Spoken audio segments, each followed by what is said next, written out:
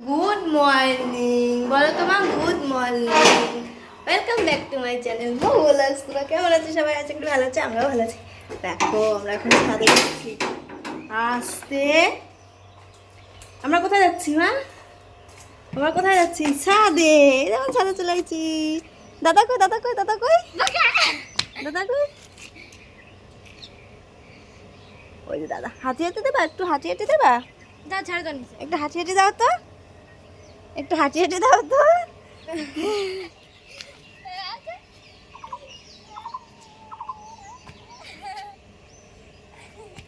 ওইদিকে যায় না, এদিকে এসো, এদিকে এসো।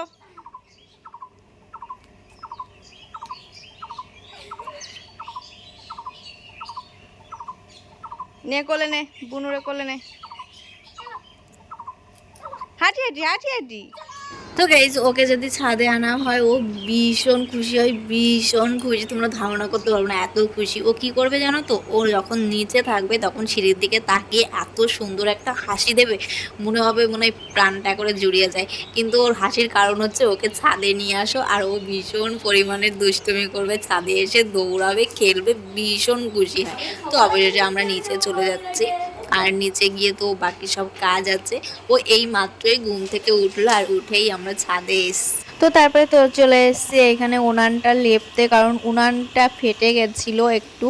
তো মা রান্না করেছিল আগের দিন, তো সে তার একটু মাটিটা একটু ভেঙে ভেঙে গেছে। আর আমাদের বাঙালির তো নিয়ম আছে বাসি উনানে রান্না করতে নেই, তোমরা তো সবাই জানো। তো রান্না করার পরে সকালবেলা আমি আবার উনানটা লেপে দিলাম। আর এইখানে হচ্ছে রান্না, আজকে হচ্ছে বাড়িতে নিরামিষ রান্না হচ্ছে। পটল সর্ষে বাটা করেছি, ডাল করেছি, আর উচ্ছে ভেজেছি। তো সেইটাই রান্না এখন চলছে। কদিন ধরে মাংস খেতে খেতে আর ইচ্ছা করছে না, তার জন্য বাড়িতে আজকে নিরামিষ হয়েছে। আর এইখানে মা পেঁপে মাখিয়েছে। তো আমার ননদ জামাই বাড়ি থেকে একটা পেঁপে এনেছিল, সেই পেঁপেটা একটু পাকা পাকা ভাব ছিল। তো সেটাকে মা কাটলো, আর কাটার পরে দেখা গেল যে সেটা পুরোটাই কাঁচা, উপর দিয়ে দেখা যাচ্ছে পাকা, কিন্তু ওইটার গায়ে ওই রকমই কালারও ছিল। তারপরে এখানে দেখো পুচকুমার জল ছানার জন্য পুরোভাবে প্রস্তুতি নিয়ে ফেলেছে।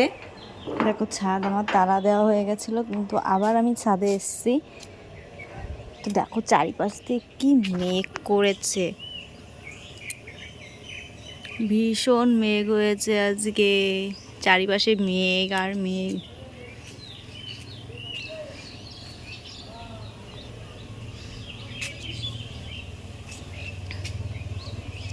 তো ছাদে এসেছি এই গাবলাটাকে নিচে নামানোর জন্য।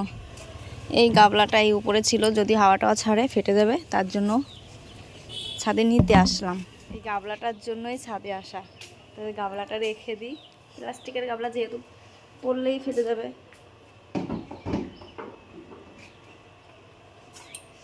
পড়লেই ফেটে যেত, তার জন্য ছাদে আসলাম।